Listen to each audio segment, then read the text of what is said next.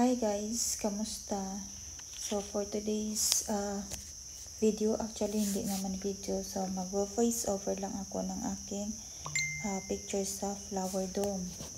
So ayan guys, ang aking kaibigan na taga sa amin din. Yan, ang ganda ng bulaklak, nagpicture-picture lang kami. Ayan guys, kailangan sa isang bulaklak, ilang bisis tayo mag-picture-picture para para pagka hindi maganda, i-delete yung isa. So ang ganda-ganda guys ng tulip. So ayan guys, sa baba na yan guys, pauwi na kami niyan. Ayan na yun guys, ang ganda-ganda ng tulip. Talagang hindi mo iwasan mag-selfie, maglahat, mag-video, picture-picture. Tingnan mo guys, oh. Ayan guys, nagpa-picture ako ng nasa aking kasama. Sabi ko sa kanya, hindi bali na ulo lang ang makita, basta makita yung tulip. Ayan, sige, click lang siya guys ng click. Pero ang sabi ko, ang background ang importante.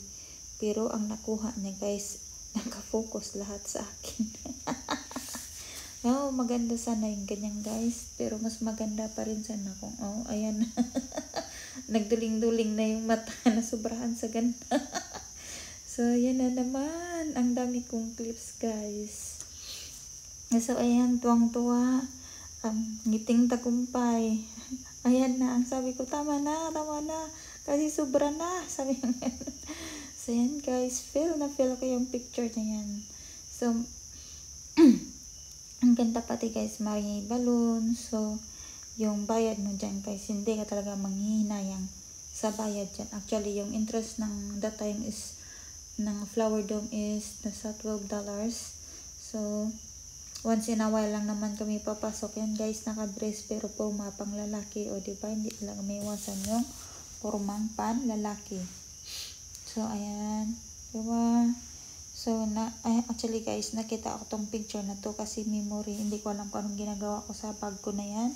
Actually wala naman laman yan. So ayan na naman. Actually guys, nakita ko lang ito sa aking memory. So sabi ko, nga pala, sabi ko ganun. Kasi minsan, na-full memory na yung iPhone ko. Sabi ko, ay daw, anon ko nga to, ilagay ko sa YouTube ko. So gagawa ako ng aking video, gawin ko siyang video. So picture yan siya. Dinugtong-dugtong ko, hindi ko alam kung anong tawag dyan guys. So ayan, ang ganda-ganda ng tulip. So, 'di ba? Actually pangalawa o pangatlo ko palang pasok yan dito sa Flower Dome. Ang tagal ko na dito sa Singapore, pero naka dalawa tatlo lang pasok niyan kasi kuripot ko. Actually hindi ko repot, kundi nagbabudget lang ako. Ayan guys, ganda-ganda no. Ayan pa. So ayan lang guys, thank you for watching. Don't forget to subscribe. Bye!